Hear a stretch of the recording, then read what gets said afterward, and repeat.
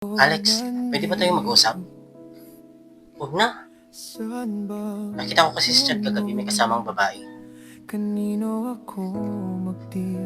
O ano naman ngayon? Niloko ka niya.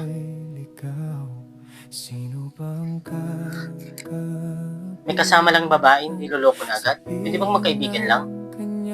Naglalandian habang bumibili ng condoms? Kaibigan lang? O bakit sinasabi mo to sa akin ngayon? Para alam mong ginagago ka lang ni chat.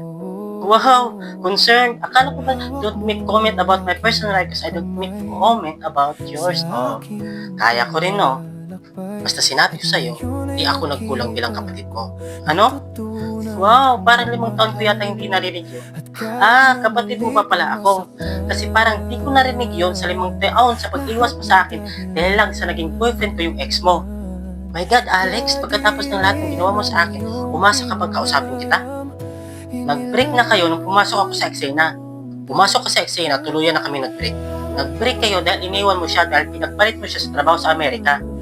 That was for our future. Future?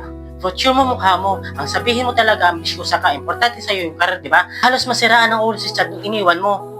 Kaya pinasukan mo. Ilang beses akong lumapit sa'yo para balikan siya. Kaya wala pang 6 na buwan kayo na. Hoy, wala akong tinatago sa'yo. Ang sabi ko sa'yo, diniskartehan ako ng ex mo. Tinanong pa kita kung okay lang pag maging kami. Ang sabi mo, okay lang. And do you really believe that I mean it? Ano ba? Yun yung sabi mo eh. Wait between the line, Alex. Puta, di ako plastic. Plastic ka because if you had any amount of decency in your body, you would not have asked in the first place. Huwag mo kong English-Englishin. Englishman o hindi, you know what I mean.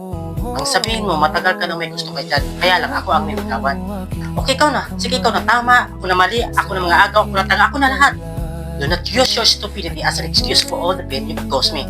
Hindi talino ko lang sa'yo, Alex. Responsibilidad at respeto sa pagiging kapatid natin.